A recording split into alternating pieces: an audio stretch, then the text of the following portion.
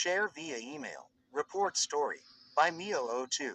Ochako-chan, you're unexpectedly pretty good at teasing, Suyu tells her one night, in one of their monthly slumber parties during Toru's feel-good session, held in the latter's room as all girls sit in a circle. This exclusively for 1A girls gathering every month is a unanimous decision of the 16s. But their first session last month, which was led by Toru and Mina, ended up messy, literally, that Tenya had to barge into the invisible girl's room, declaring an apology first, after screams echoed throughout the halls of Alliance past curfew. The class president along with some alarmed and concerned male bystanders were witnesses to the dubbed girls' party slime case, after seeing green goo all over the girls and well, all over Toru's pink room. So, what exactly happened?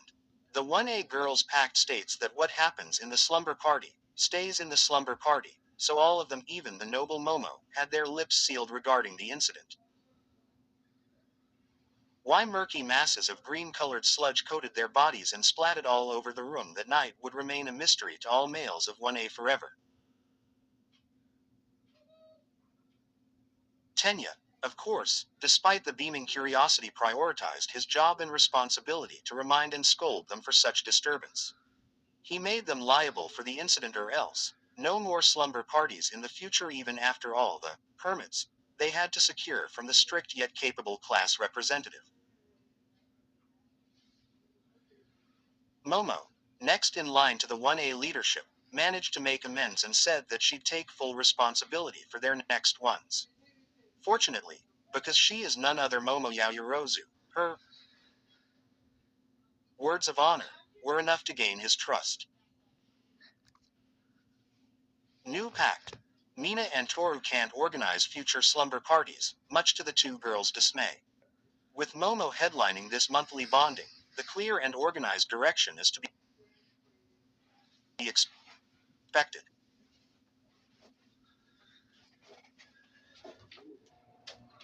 So in one of their meetings, each girl was asked to come up with their own sessions or set of activities that they are interested to do with the whole bunch. I want each of us to have the chance to explore something we like individually, she had said. Suyu pitched Spooky Froppy, which is basically ghost storytelling by her. She was grateful that Fumikage had volunteered to provide them with black curtains and candles whenever they needed it. Kyoka's was jamming jacks, a sing-along session done in her soundproof room. It's something they've been doing all this time, but somehow with a title, it feels official. Ochako suggested Starry Night, which involves watching fictional or non-fictional films relating to stars, heavenly bodies, and the vast space. She had wanted stargazing, but they aren't allowed to exit the dorms past curfew, so this should do. Mina pushed for Love Bug, which was really just her excuse to pester everyone on the status of their hearts. Toru insisted on Mirror on the Wall, which prioritizes makeovers and skincare routines. And lastly, Momo's was Tea Time, which was everyone's favorite since it involves snacks, happily supplied by Rikido. While those are the main ones that they've agreed on, Momo still has more things compiled from their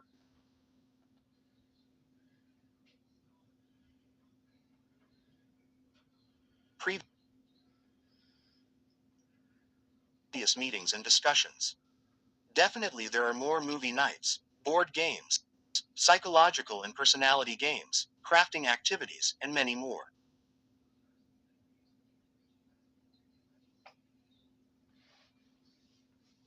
For this round, it's Toru's feel-good session, which simply requires them to praise each other just because we deserve to know it. The bubbly girl had emphasized the need for all of them to just feel good about themselves because the pressure and weight of studying in the top school when it comes to the hero course in Japan can crush any of them if they aren't reminded of their strengths. She also insisted on pursuing mirror on the wall, while talking to hit two birds with one stone.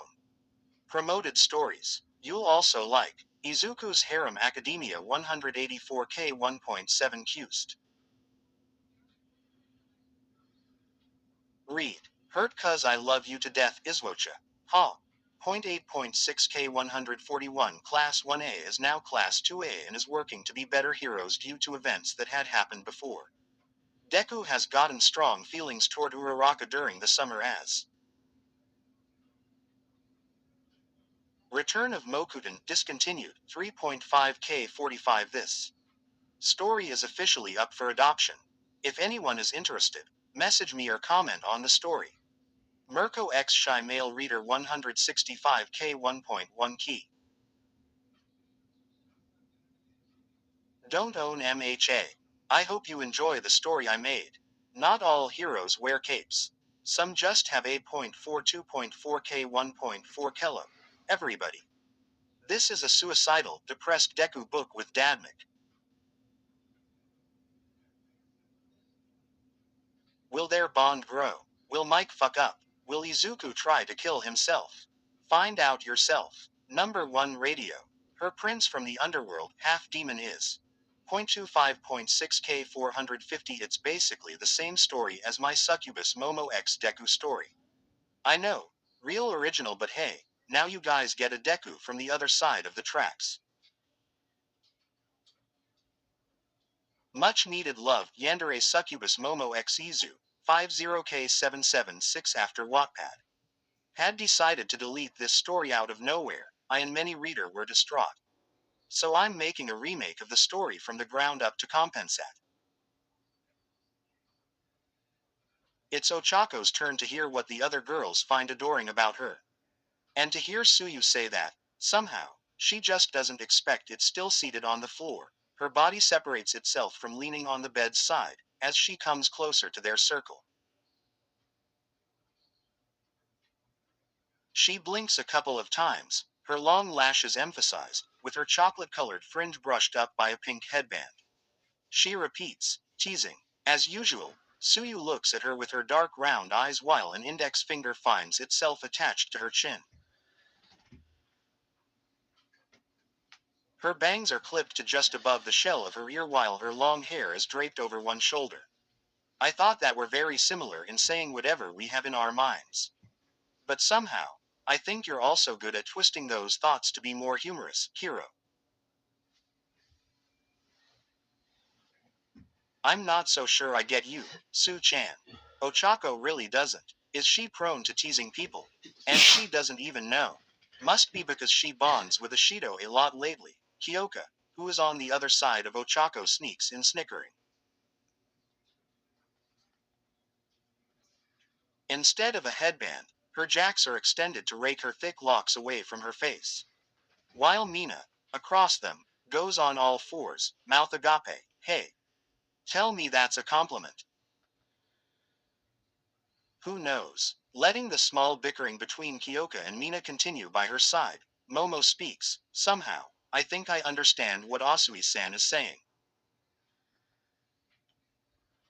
Maybe because it's a bit unexpected, but Ochako is taken aback by a bit. She isn't offended or anything, but even Yaomomo agrees. Really? Could you explain how? The brunette couldn't stop the lag in her words, because it's really taking so much of her thoughts to make sense of what they're trying to say. I think it is because you are naturally able to notice a lot of things and connect it to other concepts that are not really directly involved. Yet it manages to make a lot of sense and it makes it sound funny. Ochako looks at Momo, who is just smiling at her with her long black hair being braided by invisible fingers behind her.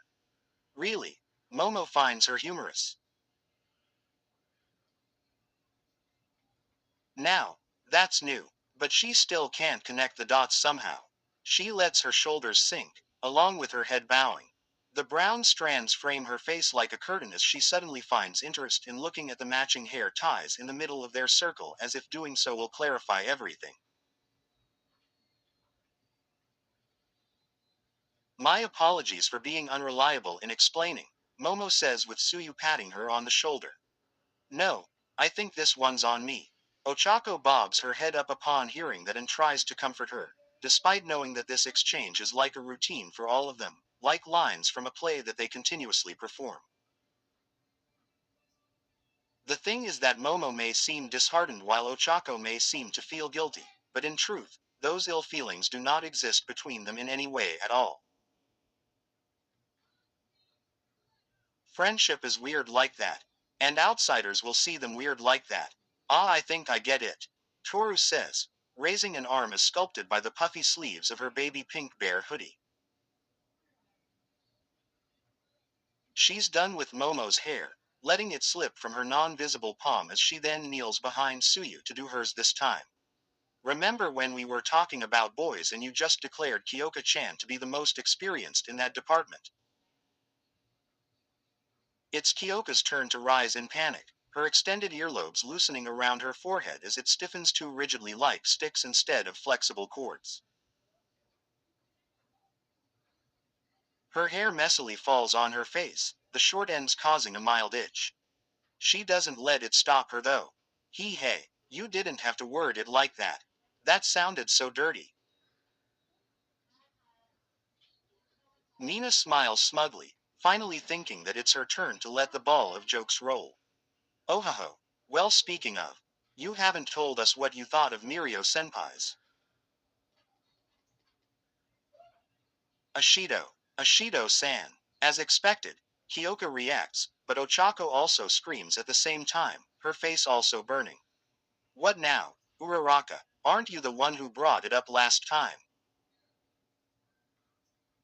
Ochako realizes the impact of that joke she made back then.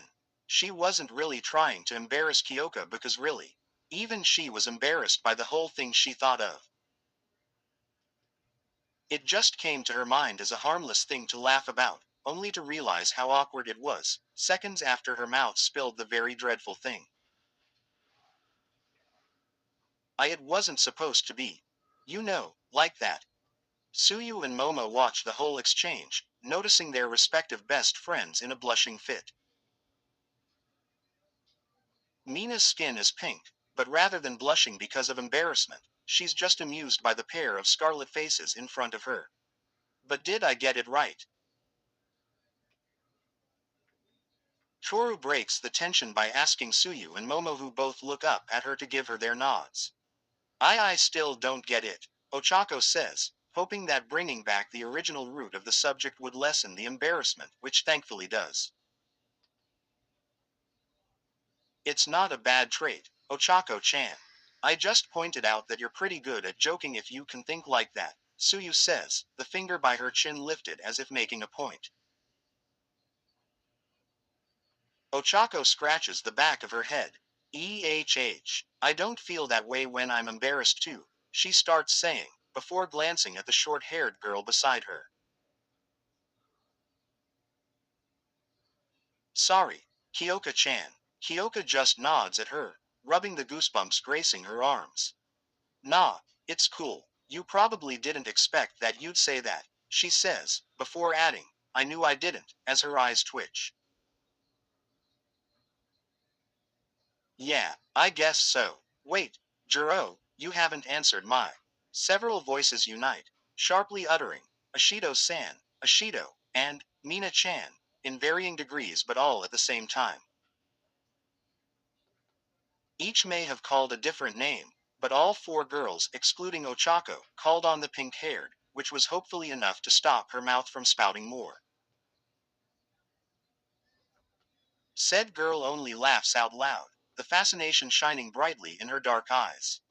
I was only kidding. Geez. Though maybe I'm a bit Kuryu. Okay. I'll stop. Ha ha ha. She continues, as four pairs of eyes stare at her. Only two round browns remain fixated on the unused hairbands. Suyu and Momo are right. Somehow, her brain is able to come up with such connections. Several memories flash in her mind that make her cringe. Maybe, some people called her an airhead because of all those times. Why is she only noticing this now? While her friends had assured her that it isn't a bad trait to possess, especially when it was brought up during Feel Good. Ochako still couldn't shake off the feeling that continuing on without changing or being more careful will soon get back at her. She was never a pessimist, but somehow, she is positive that a sense of bad karma would hit her one of these days. And she is right. Days have passed since their recent slumber party, and Ochako didn't want to admit it because Suyu didn't mean it in a bad way. But somehow, she couldn't stop being bothered by it. What if she had offended people in the past because of how her mouth and brain cooperated like a tag team in a wrestling match, readily pouncing on people's feelings? She's the worst if she had pricked good hearts in any way just because she wasn't being tactful.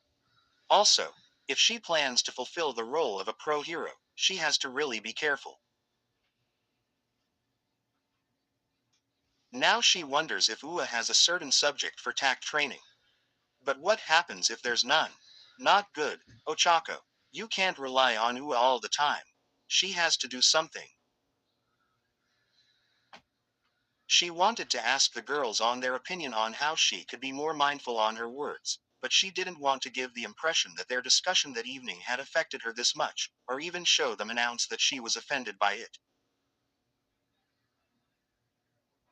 Because she isn't. She just wants to get better at things, but she isn't sure if telling it to them would be the best right now. Crouched down in one of the maze's dark alleyway, Ochako looks at the space on her left side to sense any movement. Confirming that there's none, her eyes wander to the other side, a dominant green figure on one knee facing her with his back and black iron soles. Maybe Deku could help her clear her mind. They've been friends for forever and his observation skills are amazing and maybe terrifying in a good way. It may be a good idea to ask him. But, everything good there, gravity. Now's not really the best time, especially when they are in the middle of Hero Basics class.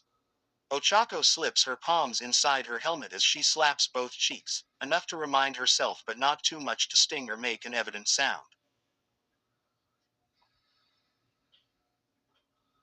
This is not the time to be thinking of this and that. Yeah, she answers promptly. I think it's all clear now, Izuku says, finally facing her. If he was bothered by her slapping act, his facial features may have shown it a bit when he blinked at her with wide eyes, but he didn't bring it up to her, thankfully. Clear on my side too, she says, mimicking the low volume of his voice as she lets her eyes roam again on her portion for a double check. Great. Now, we just have to wait for phase 2. Ochako nods. All Might told them that the exercise is divided into 2 phases. The first part would require them to secure a hiding spot specified to them with a map provided. The simulated situation is that they are infiltrating a villain base camp as hero spies and they are not allowed to engage in any form of battle or interaction because they have no idea what kind of quirk the villains have. So basically, all students are separated in pairs and whoever meets another pair loses the exercise. It's a stealth mission that bans them from fighting in any other form of communication with anyone other than their partners.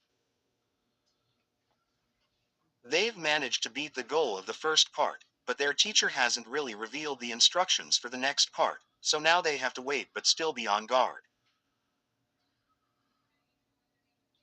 As much as she wants to concentrate more, the silence embracing them as they focus on hiding their presence reminds Ochako of that conversation with the girls, and the itch to fix herself and be better grinds inside her mind. Maybe it wouldn't be that bad to ask him as they wait.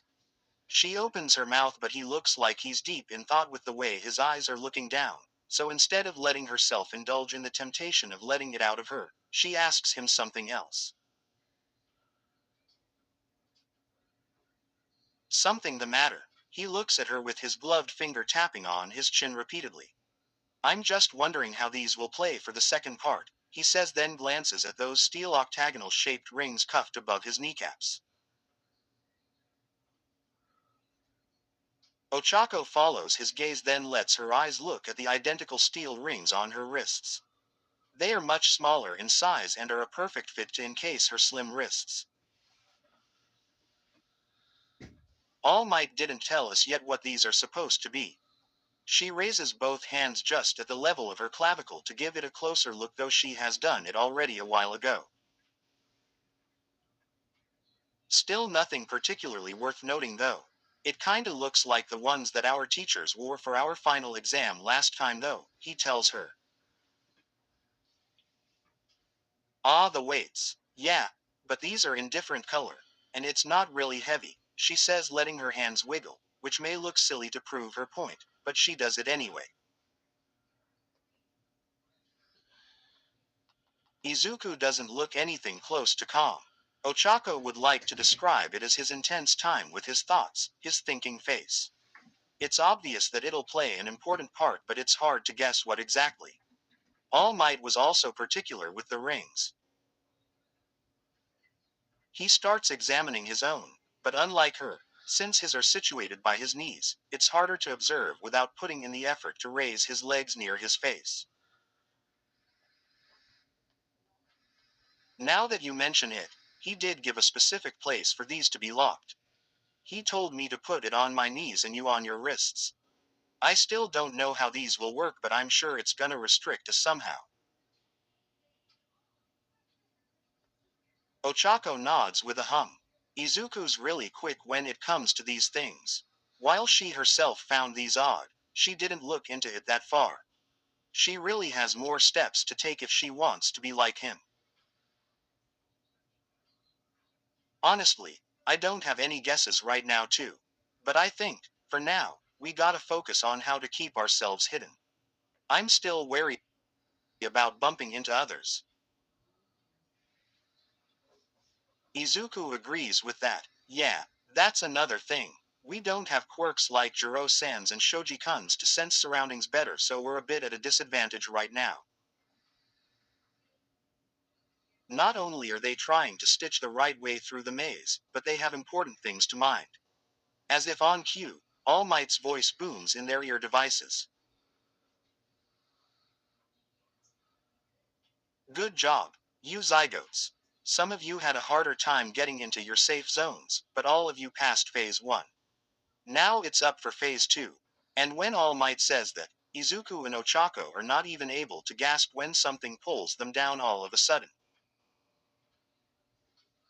The green-haired suddenly falls to his knees, his hands managing to secure himself from falling flat while Ochako abruptly falls forward, planking on the ground.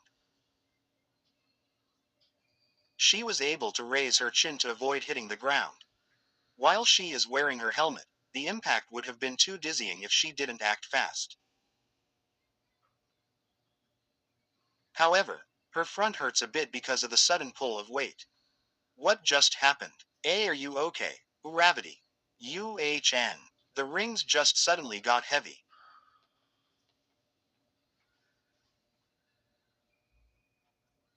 Currently, she's pressed to the ground, as if her hands are pinned down. Now, I've activated the rings. I think most of you guessed it right, but these rings are designed to immobilize all of you. The goal of this exercise did not change though. It's still a stealth mission, so if any of you catch each other, both parties will lose. All of you must be able to get into the villain base while handicapped. Good luck.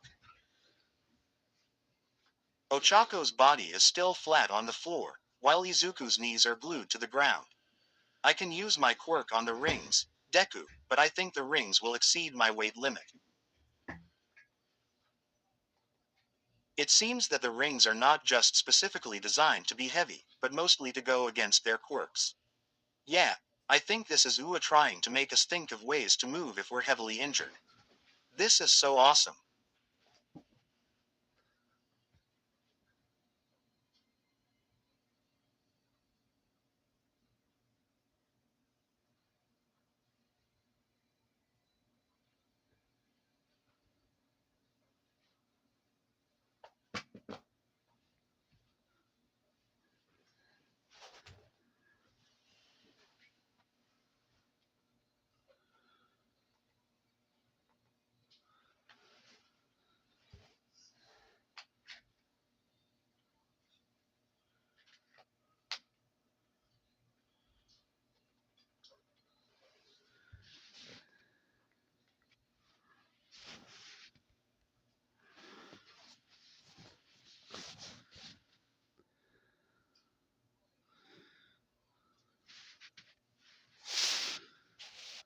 Deku.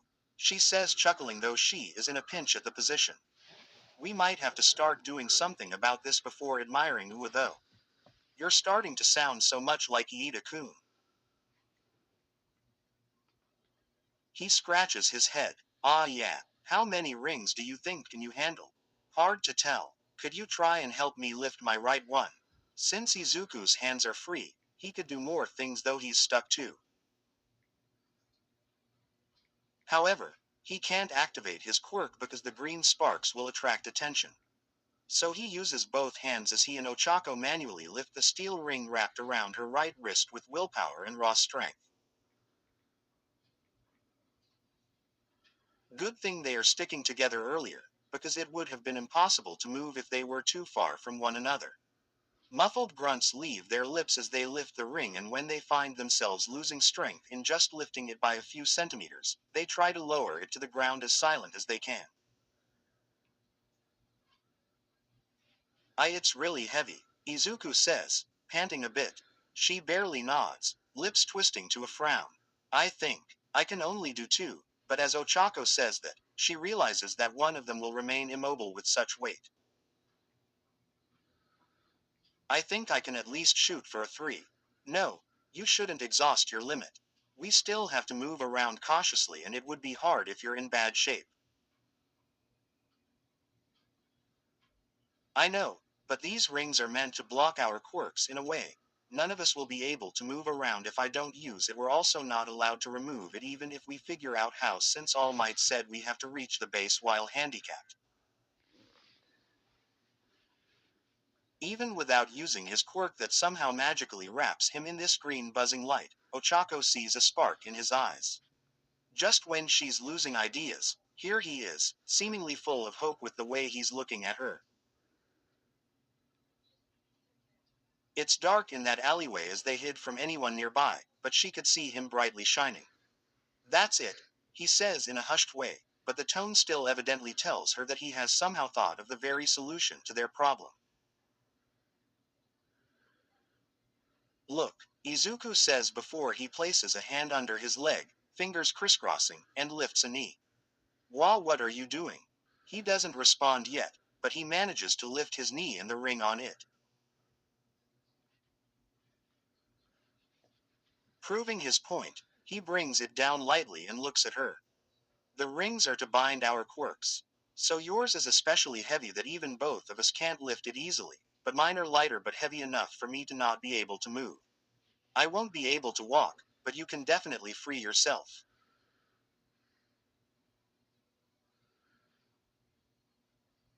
Ochako nods. Okay.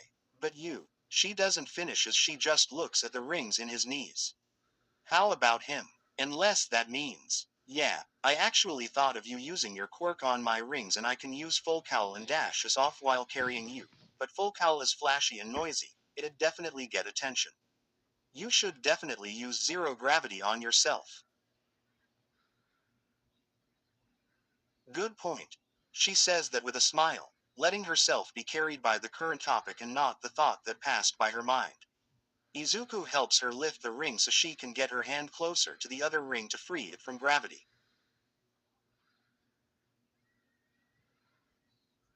The smile gets bigger as she uses her now free hand to the other ring.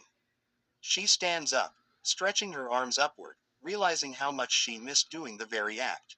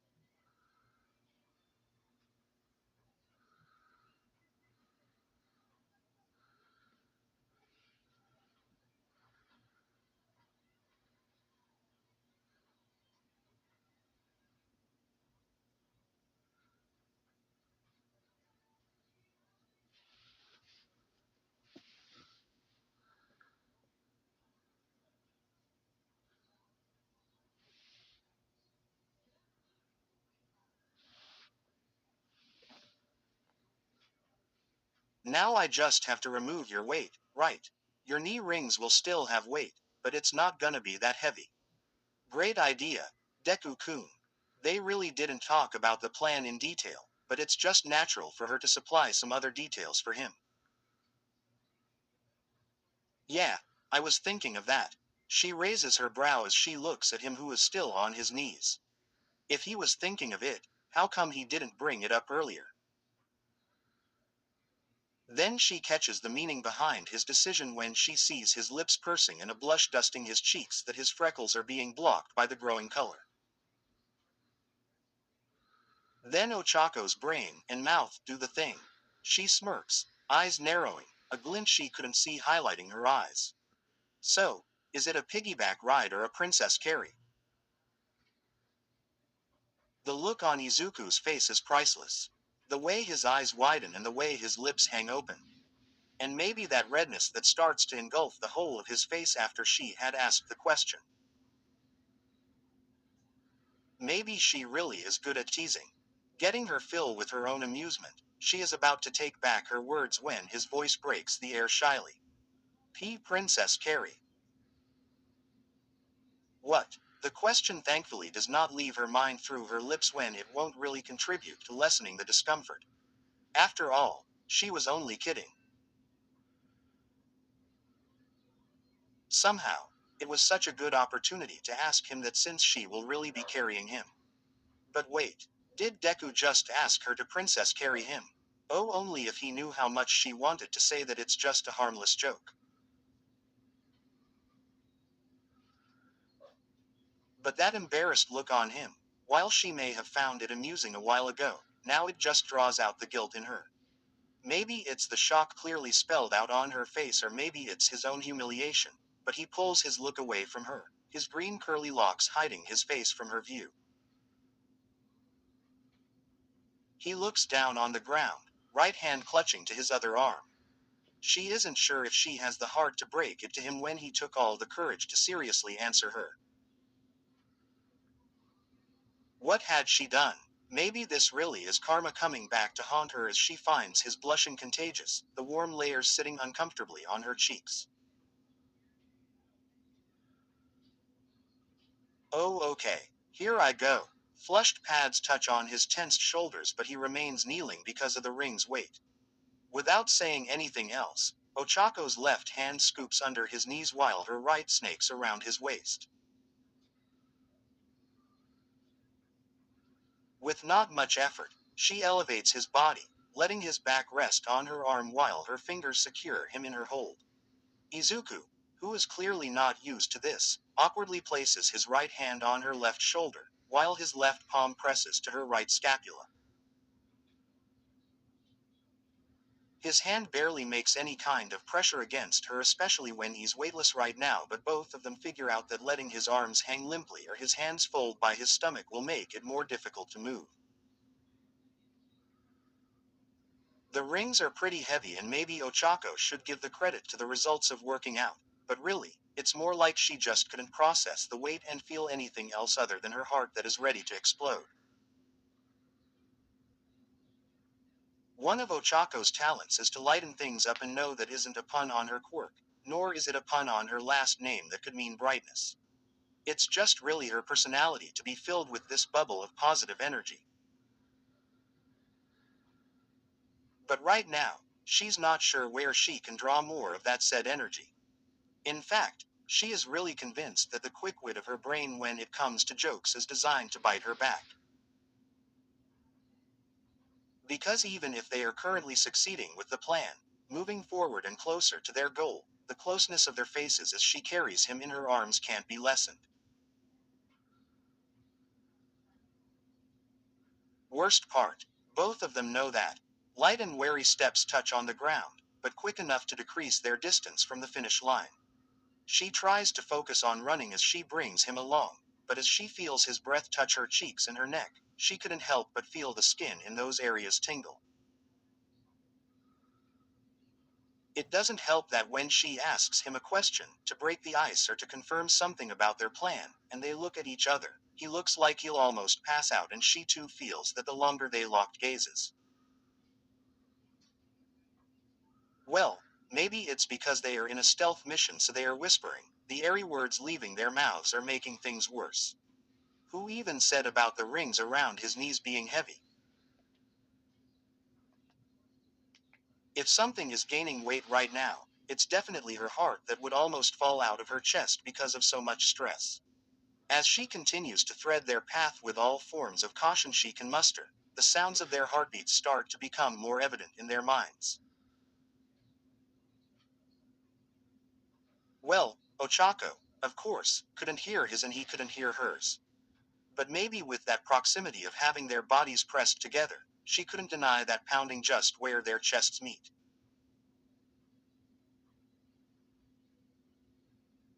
But who knows? She may just be imagining it for his part. Especially when she's sure that her heart is on the brink of being crazy, that she could almost hear it yelling at her just like Katsuki. Thankfully, this didn't numb any of their heroic senses, because faint footsteps enter their ears which prompt them to throw glances at the source of the sound. Communicating through nods, Ochako makes it a point to run more swiftly, in the most mummed way she can, with Izuku still in her arms. She hides behind one of the walls of the urbanized maze, eyes darting side to side as she hopes for the best of the situation. It's good that they sensed someone's presence, because the moment that they meet with another party, it's a game over. This exercise is surely testing a lot of their tactic plays. Ochako and Izuku stop themselves from clearing their throats, hearts beating rapidly, not because of the earlier reasons. Mentally, they wish for whoever owns those footsteps to turn away or just to pass by them. Sweat graces their cheeks, threatening to fall, and the smallest drop pulls in their anxious thoughts if it would make a sound, even though that is literally impossible. By instinct, and maybe to calm her own, Ochako mindlessly clutches tighter on Izuku, pressing him closer than ever when his weight is forgotten because of her quirk. She hugs him, lifting him higher, pulling him closer to her. Her head cranes to the side, alertness still heightened by the possibility of loss. It takes minutes before Ochako manages to verify that people already left their area, that she finally loosens her grip on him, but fails to bring back their much more comfortable distance earlier. Instead of a sigh of relief from both of them, she is welcomed by his tomato-red face. He's biting his lower lip. His eyes are closed, and his face is more flushed than a while ago, that she wonders if his blood is circulating properly in his body. Ochako almost thinks he isn't breathing too and is actually thankful to feel air leave his nose, though his shoulders remain tensed. Then she realizes what she has done and she adapts the same color again. She bites her own lips too to stop herself from letting out a whimper of embarrassment. What is she doing? Clearly, she's making things worse. Her shoulders start to tremble, and that movement makes Izuku slowly open his eyes. His greens meet her nervous ones, and if Ochako thought their situation couldn't get any worse, she's wrong on so many levels. Inches can barely be called space when their faces are almost touching, and it's like they are exchanging the same air. Slowly, their mouths open, panic rising, their faces serving as mirrors of their own embarrassment. Sharp inhales slice between them as their lips tremble. Quote dot dot dot quote dot. Quote dot dot dot quote dot. Ochako lets instinct guide her again, because when she thinks that they would end up giving away their positions and losing the whole thing by screaming, she hugs him again tighter to muffle both of their mouths. She wasn't alone on the boat though, because Izuku somehow thought of doing the same thing. But then, to silence themselves, they realized that they had to sacrifice a part of their dignities only to make things more awkward. Ochako's mouth is pressed just behind his ear, slightly brushing against his lobe, while his lips are pressed onto her neck. Her hand is buried in his green locks, while her arms are wrapped around him.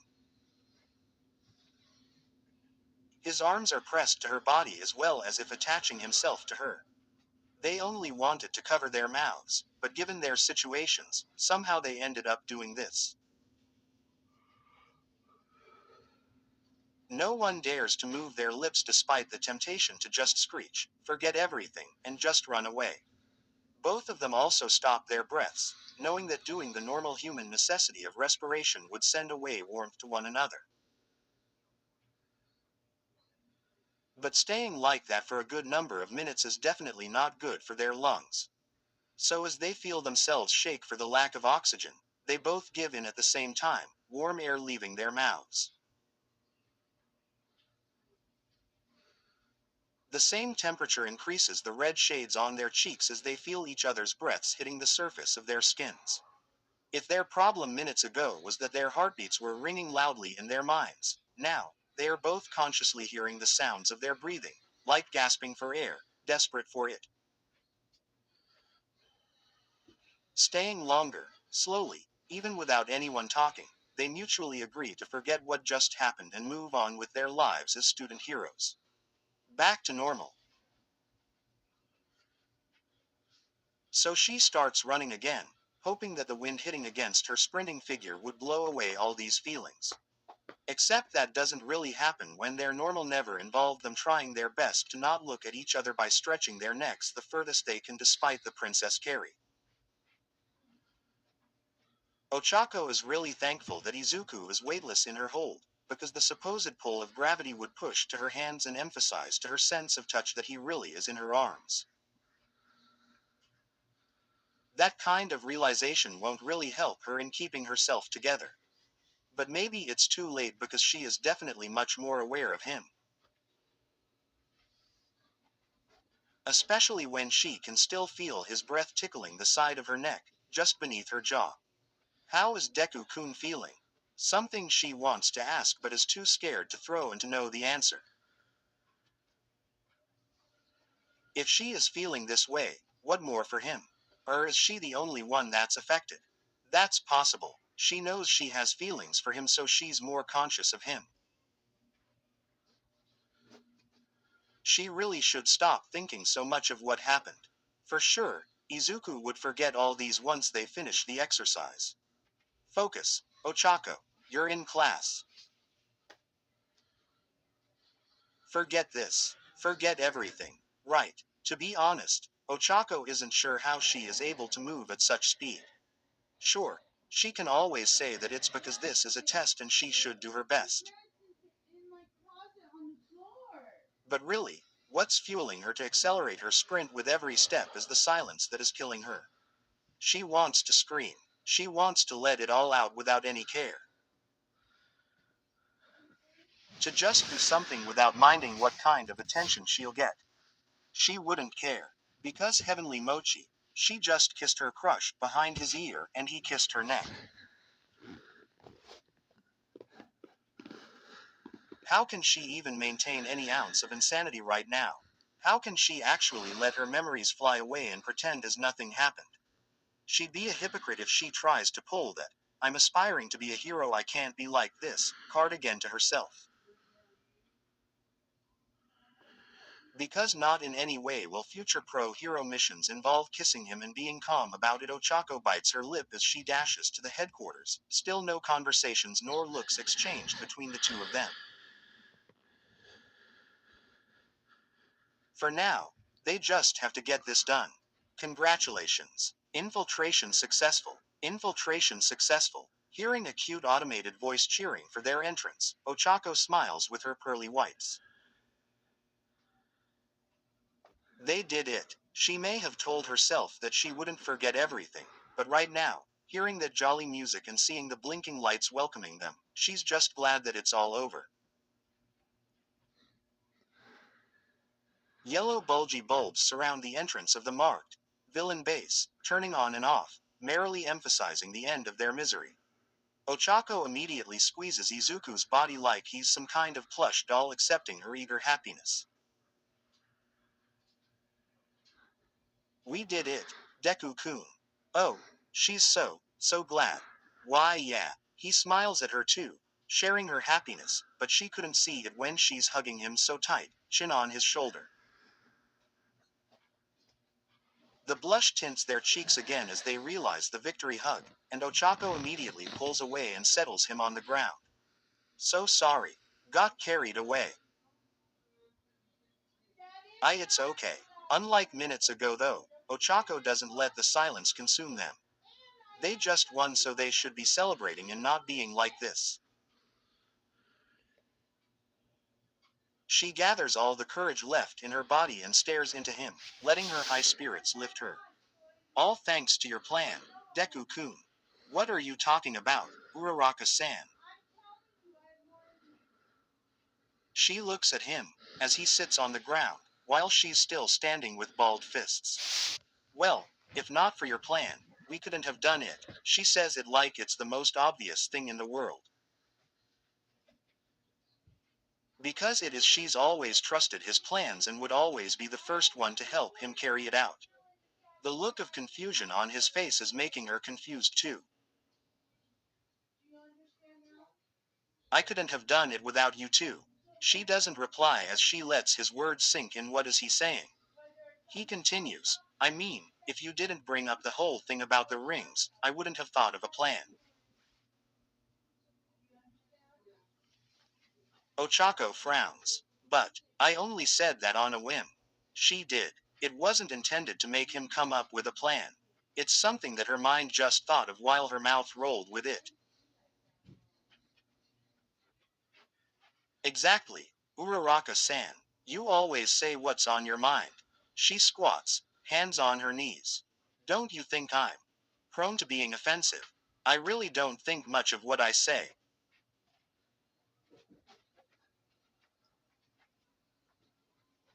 She thought she wouldn't let him know, but look at her now bringing it up while they are still in classes. Izuku tilts his head. It's one of your best traits. I was someone who didn't really say what I wanted to say most of the time. So when I met you, and saw that you could say anything, I really thought that I should be more like you. I'm still learning to be more honest until now, but really, Uraraka-san, it's one of your best traits. I really like it. Ochako looks at him in the way his smile calms her, melting away all those doubts and whatever it was that bothered her for days. Although did he just like. The panic comes back to his face as his hands shield his pan with different gestures.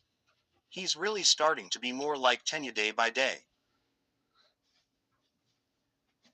I mean, Midoriya Shonen, Uraraka Shoju, you are here. That oh so familiar deep voice comes in between them. All Might. The two teens say in unison.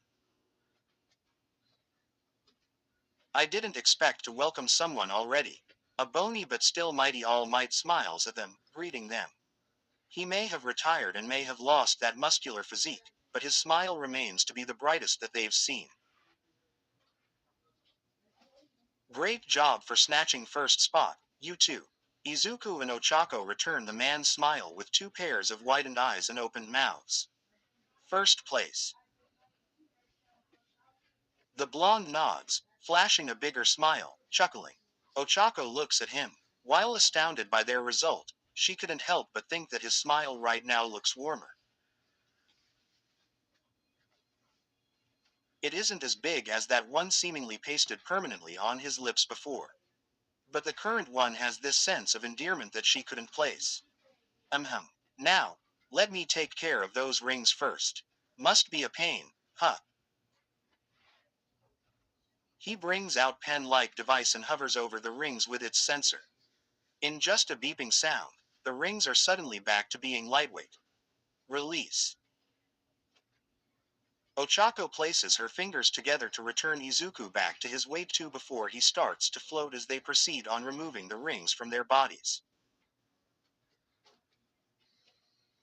Thank you so much, All Might. That's Izuku who finally gets up and stretches, running in place just to test out the feeling of his feet again. You okay?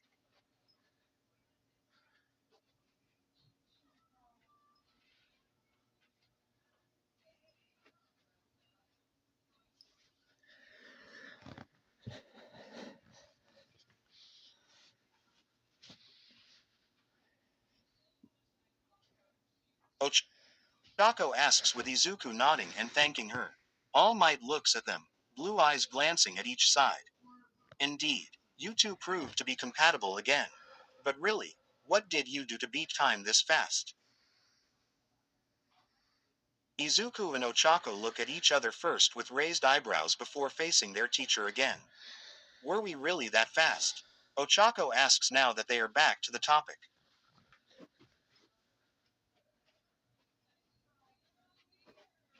You bet. Speed isn't what is being tested for this exercise. It's stealth, so I expected an hour to be the fastest.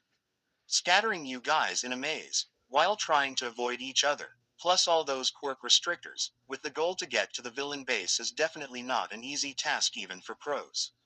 You guys finished at 36 minutes and 21 seconds. I just observed other pairs for a bit and now you're here, he says, looking at a mini timer clutched to his bony hand.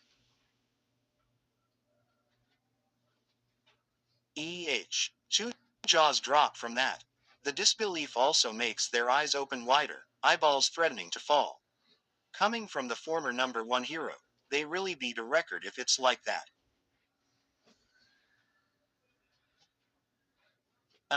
You did great. Don't worry. Anyway, we'll flash the video of everyone's performance later, each pair side by side so you can see everyone's decisions as time moves.